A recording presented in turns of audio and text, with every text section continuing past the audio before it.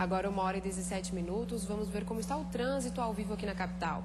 Nas pontes que ligam Ilha e Continente, movimento intenso, mas fluindo nos dois sentidos. Na BR-282, a via expressa, movimento um pouco mais intenso, sem lentidão, em direção às pontes. Novos ônibus foram entregues hoje em Chapecó. Os 16 novos ônibus devem reforçar a frota, que atualmente é responsável por 17 linhas no município. Cerca de 800 mil passageiros utilizam o serviço por mês. Os novos veículos são adaptados para o transporte de cadeirantes e devem iniciar as operações em 30 dias, depois que todos os veículos estiverem regularizados e com câmeras de segurança instaladas. E a Polícia Civil já tem suspeitos de terem ateado fogo em 2 carretas no sul do estado. O laudo da perícia deve ficar pronto nesta sexta-feira. Confira esse e outros destaques no Giro pela Notícia. 15 pessoas já foram ouvidas. A polícia já tem suspeitos da ação e caracteriza o incêndio como criminoso. O laudo do IGP deve ser concluído até amanhã. O incêndio destruiu as carrocerias de 2 carretas no centro de Siderópolis, no sul do estado. Elas estavam estacionadas em um posto de combustíveis. A Polícia Civil de Palhoça prendeu em flagrante Jones Ramos, de 18 anos. Ele é um dos integrantes de uma quadrilha de assaltantes que age na região. Segundo a polícia, Jones é autor de pelo menos 2 roubos em comércio de Palhoça, onde foram roubados mais de 58 mil reais. Outros 3 integrantes da quadrilha já foram presos. A polícia ainda procura por outros homens. Foi preso em Criciúma um homem de 44 anos. Ele foi flagrado pela polícia vendendo drogas no centro da cidade. Com ele foram apreendidos cocaína e uma balança de precisão. A Polícia Civil de Balneário Camboriú interceptou uma encomenda de LSD que era enviada pelos Correios. O envelope seria remetido à cidade de Caxias do Sul, no Rio Grande do Sul. Foram apreendidos 75 micropontos, divididos em 3 cartelas, além de uma carta que comprovava o tráfico de drogas. Uma perícia vai tentar identificar o responsável pelo entorpecente. Continua internado o jovem de 26 anos que teve mais de 40% do corpo queimado após tentar furtar a casa de um policial militar no Balneário Rincão. Cristiano da Silva ateou fogo no local para fugir, mas acabou cercado pelas chamas. Ele entrou na casa pelo telhado para roubar objetos. Policiais e moradores cercaram a residência para capturar o homem, que acabou se queimando com o fogo que provocou. Cerca de 400 cirurgias eletivas foram canceladas por falta de recursos humanos no Hospital Infantil Joana de Guzmão.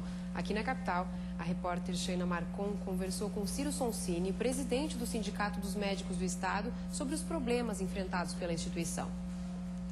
Desde segunda-feira, somente 2 salas de cirurgia estão funcionando aqui no Hospital Infantil Joana de Guzmão, uma para cirurgia eletiva e outra para cirurgias de emergência. Vou conversar com o Dr. Ciro Sonsini, que é presidente do Sindicato dos Médicos de Santa Catarina e médico aqui do Hospital Infantil Joana de Guzmão. Dr. Ciro, qual que é a situação aqui do hospital? Somente 2 salas de cirurgia funcionando, a situação realmente é caótica, né? Com certeza, afeta demais a vida das crianças, na medida que temos uma demanda e filas que não são pequenas, né? E que agora a gente fica nessa triste situação de, por falta de servidores de enfermagem, ter 2 salas em funcionamento. Agora de manhã, por exemplo, somos 4 anestesistas, 4 médicos residentes em anestesia, 2 salas de cirurgia em funcionamento, o que faz com que outros cirurgiões que operariam normalmente hoje não estejam operando, e a criança não é operada, e a fila aumenta, né? No caso, nesse mês de abril, quantas cirurgias devem ser canceladas devido a esse fechamento dessa sala? Se permanecermos assim durante todo o mês, imaginamos que em torno de 400, podendo ser um pouco mais, um pouco menos. Claro que as urgências e emergências todas são realizadas, mas as eletivas não são cirurgias menos importantes.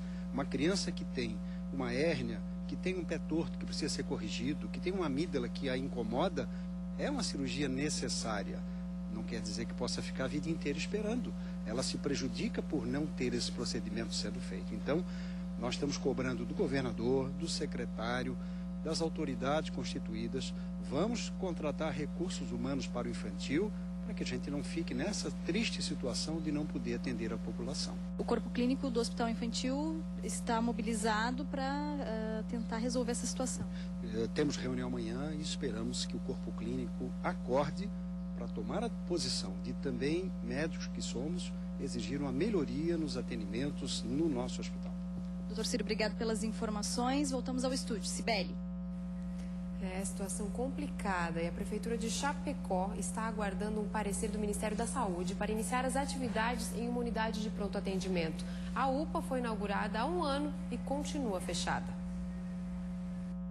Para fazer os exames que estavam marcados há cerca de 1 ano, Dona Jandira pegou 4 ônibus até chegar ao posto de saúde.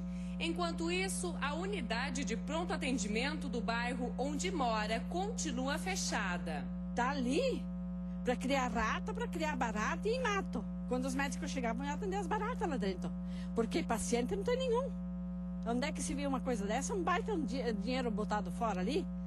Isso aí não pode acontecer. Quantas pessoas que precisam e aquilo lá fechado? A unidade de pronto atendimento do bairro Presidente Médici foi inaugurada em junho do ano passado. Mas até agora continua assim, de portas fechadas. O motivo seria porque a Prefeitura está aguardando a transferência de recursos para a contratação de cerca de 70 profissionais.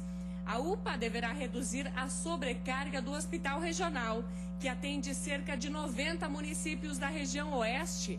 O custo mensal está estimado em R$180 mil e deve ser compartilhado com os governos estadual e federal.